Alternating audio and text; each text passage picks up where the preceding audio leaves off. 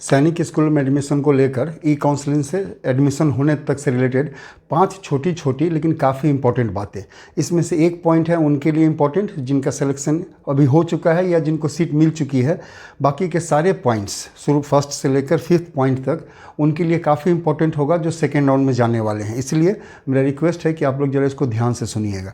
इस 5 पॉइंट में क्या क्या है पहले वो शॉर्ट में बतला दे रहे हैं। सबसे पहली बात हम लोग करेंगे वहाँ के बारे में जहाँ लोगों को सीट मिल चुकी है लेकिन उनके डॉक्यूमेंटेशन में थोड़ी कमी रह रही है। वो परेशान है कि डॉक्यूमेंट पूरा नहीं हो पा रहा है टाइम के अंदर में, तो हम मेडिकल में पहुँचे तो पहुँचे कैसे। एक इसी में एक और पॉइंट भी है कि डॉक्यूमेंट्स तो खैर जैसा भी है रेडी हो चुका है या नहीं हो चुका है, लेकिन जो टाइम हम लोग को दी गई है उस टाइम पर पहुंचने में भी थोड़ी सी दिक्कत आ रही है। तो अब हम बतलाएंगे आप लोगों को कि इस कंडीशन में आपको क्या करना है। दूसरा पॉइंट छोटा सा पॉइंट होगा कि सेकेंड राउंड कब से स्टार्ट हो सकता है, उसके बारे में बतलाएंगे। थर्ड पॉइंट है कि सेकेंड राउंड में कौन कौन कैंडिडेट्स जाएंगे, ये काफ़ी इंपॉर्टेंट होगा, इसको आप लोग ध्यान से सुनिएगा। फोर्थ पॉइंट जो है ये है कि कितने राउंड्स तक ये काउंसलिंग जा सकती है, और इसी में है एक पॉइंट और कि क्या वेटिंग लिस्ट भी आएगी, तो इसके बारे में भी हम आप लोग को बतलाएंगे। और फिफ्थ पॉइंट जो है वो ये सबसे इंपॉर्टेंट यही होगा अभी इसमें इस वीडियो में सबसे इंपॉर्टेंट पॉइंट यही होने वाला है कि सेकेंड राउंड का कट ऑफ कितना हो सकता है। आप लोगों में से बहुत लोग ये सोचकर बैठे हुए हैं कि सेकेंड राउंड का जो कट ऑफ है वो फर्स्ट राउंड से कम ही होगा, लेकिन आप लोग ज़रा ध्यान से सुनिएगा इस पॉइंट को, तो आप लोगों को सच्चाई जो है सो थोड़ी सी पता चलेगी इसमें। सबसे पहले हम स्टार्ट करते हैं डॉक्यूमेंटेशन में यदि कोई प्रॉब्लम है तो उसको लेकर।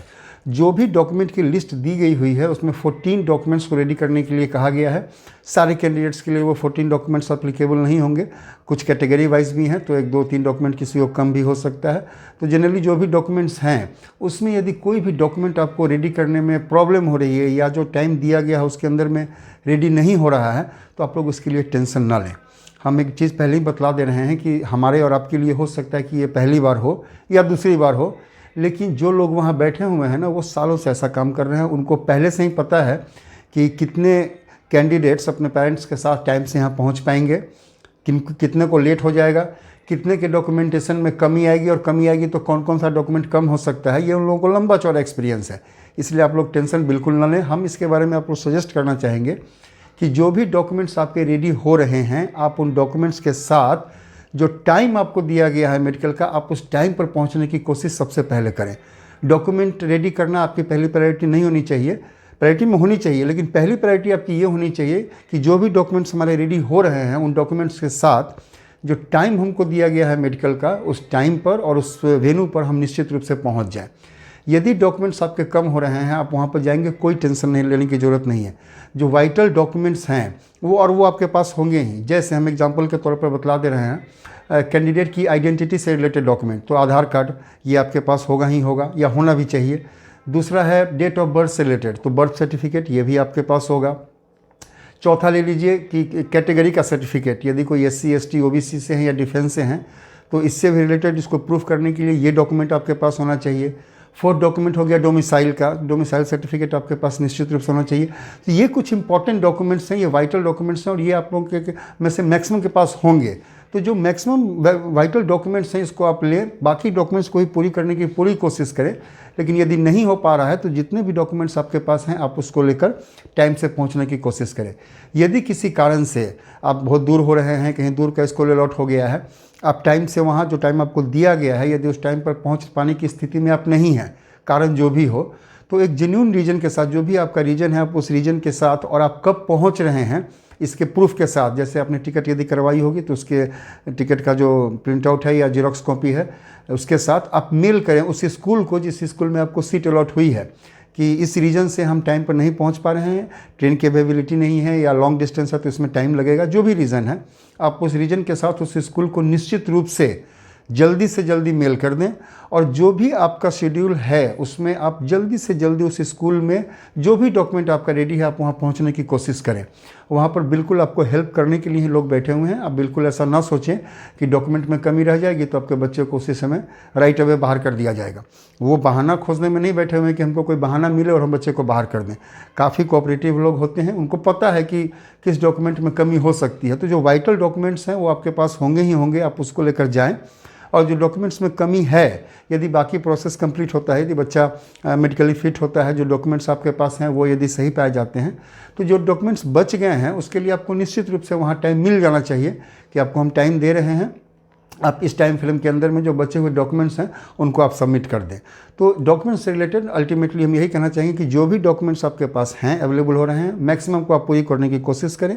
या नहीं हो पा रहा है तो जितने भी डॉक्यूमेंट्स आपके पास रेडी हुए हैं उस डॉक्यूमेंट्स के साथ आप जल्दी से जल्दी मेडिकल का जो स्पॉट है और जो टाइम दिया गया है उस पर आप पहुंचने की कोशिश करें। यदि आप उस डेट को नहीं पहुंच पा रहे हैं तो कोई बात नहीं है, आप जितनी जल्दी पहुंच सकते हैं आप वहां पर पहुंचें। और इससे रिलेटेड एक मेल उस स्कूल को ज़रूर कर दें जिस स्कूल में आपको सीट अलॉट हुई है, उस स्कूल को मेल ज़रूर कर दें कि इस रीज़न से हम इस टाइम पे नहीं पहुंच पा रहे हैं, अभी हमारी जर्नी का जो जल्दी से जल्दी शेड्यूल हो सकता है वो यही है और हम इस डेट को वहाँ पहुँच जाएंगे। आपको निश्चित रूप से वहाँ पर कंसिडर किया जाएगा। अगली बात आती है, छोटी सी बात है कि सेकेंड राउंड कब से स्टार्ट होगा। तो ऐसा है कि फर्स्ट राउंड का जो टोटल प्रोसेस है एडमिशन होने तक का, ये 4 अप्रैल को ख़त्म हो रहा है। तो 4 अप्रैल के बाद हमें पता चलेगा कि कितने कैंडिडेट ने एडमिशन लिया और किसी कारण से यदि कोई कैंडिडेट एडमिशन नहीं ले पाया, नहीं पहुंच पाया, या मेडिकली अनफिट हो गया, या फिर डॉक्यूमेंट्स में कुछ मेजर कमी रह गई जिसके कारण से उसको एडमिशन डिनाई कर दिया गया, तो जो भी रीज़न हो, तो कितनी सीट्स खाली रह गई फर्स्ट राउंड के बाद, ये हमें पता चलेगी सीट मैट्रिक्स से। अभी जहाँ पर हम लोग सीट अवेलेबिलिटी देखते हैं ना, सीट एलोकेशन वाले में, उसी को शायद अपडेट किया जाएगा या कहीं और बताया जाएगा कि सेकेंड राउंड में हर एक सैनिक स्कूल में इस कैटेगरी में इतनी सीट्स वैकेंट रह गई हैं और यही सीट्स सेकेंड राउंड में अवेलेबल होंगी। तो जब तक वो सीट मैट्रिक्स नहीं आती है तब तक सेकेंड राउंड स्टार्ट होगा नहीं। तो ये हम लोग उम्मीद कर सकते हैं कि 4 अप्रैल के बाद 1-2 दिन में सीट मैट्रिक्स जो है सो अपडेट हो जाएंगी। हम लोग को पता चलेगा कि कितनी सीट्स बच गई हैं सेकेंड राउंड के लिए, और उसके 1-2 दिन के अंदर में जो सेकेंड राउंड है वो स्टार्ट हो जाना चाहिए। तो हम लोग उम्मीद करते हैं कि 4 अप्रैल के बाद 4 से 5 दिन एवरेज एक मान लीजिए, या इसी के राउंड अबाउट सेकेंड जो है, चार तो मानिएगा तो 8 या 10 के आसपास सेकेंड राउंड का जो प्रोसेस है वो स्टार्ट हो जाना चाहिए। थर्ड है कि सेकेंड राउंड में कौन कौन से बच्चे जाएंगे। ये बहुत सारे क्वेश्चन इस तरह से आ रहे हैं, तो हम बतला दे रहे हैं कि जिन भी बच्चे को सीट अलॉट हुई और उन्होंने रिकन्सिडर किया है वो बच्चे सेकेंड राउंड में जाएंगे। जिन्होंने एक्सेप्ट कर दिया है या एग्ज़िट कर दिया है वो बच्चे सेकेंड राउंड में नहीं जा पाएंगे। जिन्होंने एक्सेप्ट किया है किसी स्कूल को, अब वो जान लें कि उनका एडमिशन या तो उसी स्कूल में होगा या किसी रीज़न से यदि उसमें नहीं हो पाता है तो उसके आगे आपके लिए कोई प्रोसेस नहीं, आप फर्दर राउंड में पार्टिसिपेट नहीं कर पाएंगे।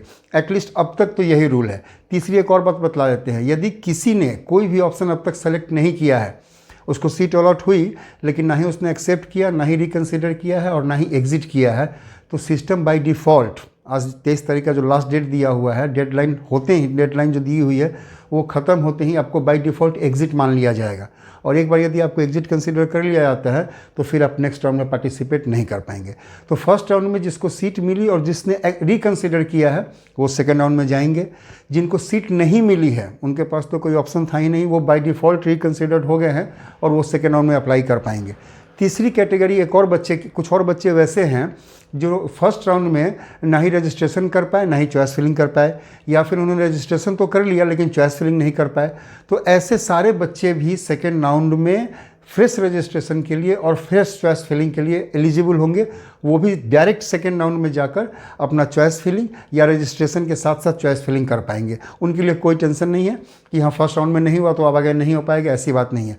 और ये सेकेंड राउंड में नहीं, हर एक राउंड में यदि कुछ बच्चे सेकेंड राउंड में भी नहीं कर पाए रजिस्ट्रेशन या चॉइस फिलिंग तो उनको फर्दर राउंड में भी मौका मिलेगा, यदि राउंड होते हैं तो आपको हर एक राउंड में फ्रेश रजिस्ट्रेशन और फ्रेश चॉइस फिलिंग का मौका मिलेगा।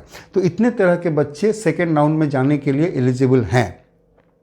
फोर्थ पॉइंट कि कितने राउंड्स आखिर हो सकते हैं और क्या वेटिंग लिस्ट भी आएगी। तो एक बतला दे रहे हैं आपको, एक जो मेरा अनुमान है उसमें पुराने सैनिक स्कूल्स में मुझे नहीं लगता कि थर्ड राउंड तक जाने की ज़रूरत पड़ेगी। ठीक है, हो सकता है कि सेकेंड राउंड में ही सीट्स भर जाए या मैक्सिमम थर्ड राउंड तक हम लोग जा सकते हैं। न्यू सैनिक स्कूल में आप लोग ये एक्सपेक्ट कर सकते हैं कि फोर्थ राउंड तक ये जो ई काउंसलिंग का प्रोसेस है ये फोर्थ राउंड तक जा सकता है। ठीक है, अब बात आती है, ये हम अंदाज़ बतला रहे हैं, इसी में थोड़ा सा कम ज़्यादा हो सकता है क्योंकि पुराने सैनिक स्कूल में सीट्स जल्दी भरेंगी, नए वाले में भरने में थोड़ा टाइम लग सकता है। तो नए वाले में 1-2 राउंड काउंसलिंग ज़्यादा हो सकती है। अब बात आती है वेटिंग लिस्ट की, तो वेटिंग लिस्ट आएगी क्योंकि ये बिल्कुल भी पॉसिबल नहीं है कि ये जो राउंड्स हैं ये काउंसलिंग के ये अनलिमिटेड टाइम्स चलते रहें कि हाँ चलो लास्ट अब थर्ड राउंड में बहुत कम सीट्स बच गई, सारे स्कूल को मिलाकर मान लीजिए कि पुराने सैनिक स्कूल में सारे सैनिक स्कूल को मिलाकर 100 सीट्स के आसपास बच जाती हैं या उससे भी कम बच जाती हैं। फिर 100 बच्चे को वो कॉल करेगा मेडिकल के लिए, फिर उसमें कुछ मेडिकली अनफिट हो जाएंगे, तो मान चला फिर अगला राउंड हो रहा है। तो इस तरह से तो राउंड्स होते ही चले जाएंगे, कभी ख़त्म ही नहीं होगा। तो एक जब सीट्स काफ़ी कम बच जाएंगी, वो सेकेंड राउंड में, पुराने सैनिक स्कूल की बात कर रहे हैं, वो सेकेंड राउंड में हो जाए या थर्ड राउंड में हो जाए, तो जब सीट्स काफ़ी कम बच जाएंगी तो एक फाइनल कॉल होगा कि इन बच्चों का सिलेक्शन हुआ है इस राउंड में, आप लोग आके एडमिशन ले लीजिए। और उसी के साथ स्कूल वाइज आपको वेटिंग लिस्ट भी दिख जाएगी कि यदि जो हमने फाइनल राउंड में बुलाया है, यदि इसमें भी कुछ बच्चे मेडिकली अनफिट हो जाते हैं, तो हमने जो ये वेटिंग लिस्ट दी है स्कूल वाइज, उस स्कूल से बच्चों, उस स्कूल के लिए जो वेटिंग लिस्ट में होंगे उनको कॉल किया जाएगा। वो वेटिंग लिस्ट जो होगी सो स्कूल वाइज होगी। एटलीस्ट लास्ट ईयर ऐसा ही हुआ था, हम उसी के बेस पे बोल रहे हैं। अब इस साल कुछ और हो जाए तो नहीं कह सकते हैं, लेकिन ओवरऑल कहने का मतलब है कि वेटिंग लिस्ट आएगी यदि सीट्स कुछ खाली रह जाती हैं तो। और लास्ट राउंड के बाद उससे यदि सीट खाली रह जाती हैं लास्ट राउंड में भी, तो जो वेटिंग लिस्ट में बच्चे हैं उनको कॉल किया जाएगा। ये सैनिक स्कूल और न्यू सैनिक स्कूल दोनों में होगा। अब सबसे लास्ट और इम्पॉर्टेंट बात कि सेकेंड राउंड में कट ऑफ कितना जाएगा। तो अभी तक जो बातें सुनने को हमें मिल रही हैं, वो फ़ोन कॉल से हो, कमेंट से हो या व्हाट्सएप मैसेजेस से हो, एक जनरल कंसेप्शन बना हुआ है लोगों के दिमाग में कि सेकेंड राउंड की जो कट ऑफ होगी वो फर्स्ट राउंड से कम होगी। तो हम एक चीज़ आप लोगों को बतला देना चाहते हैं कि ऐसा हो ही ये बिल्कुल ज़रूरी नहीं है।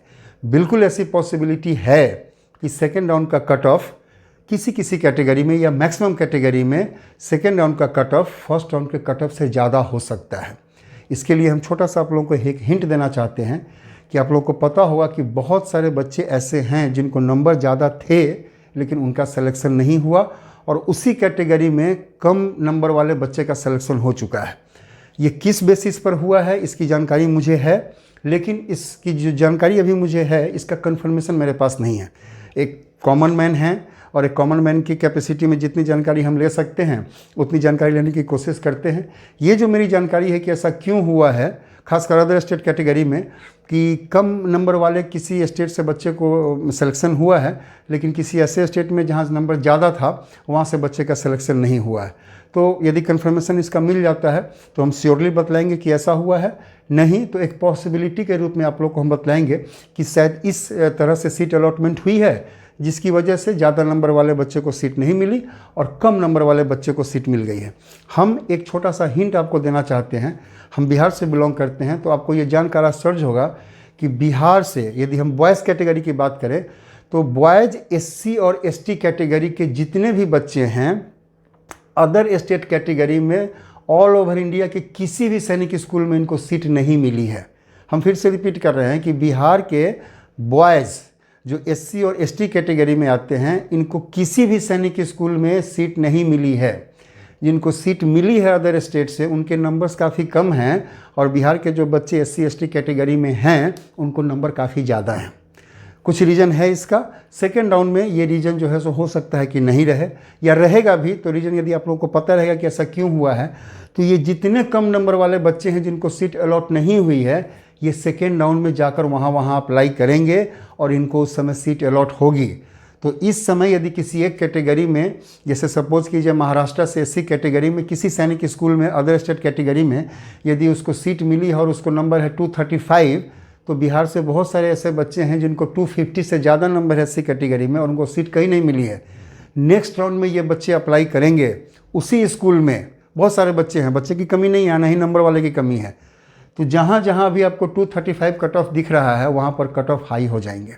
होम स्टेट कैटेगरी में जितनी भी हैं उसमें ये चांसेस थोड़े कम हैं, लेकिन वहाँ जहाँ एक स्टेट में 2 या 2 से ज़्यादा सैनिक स्कूल हैं वहाँ भी ये टेंशन पूरा आपको देखने से मिल सकता है होम स्टेट में भी, कि जो कट ऑफ फर्स्ट राउंड में था उससे ज़्यादा कट ऑफ आप सेकेंड राउंड में बिल्कुल देख पाएंगे।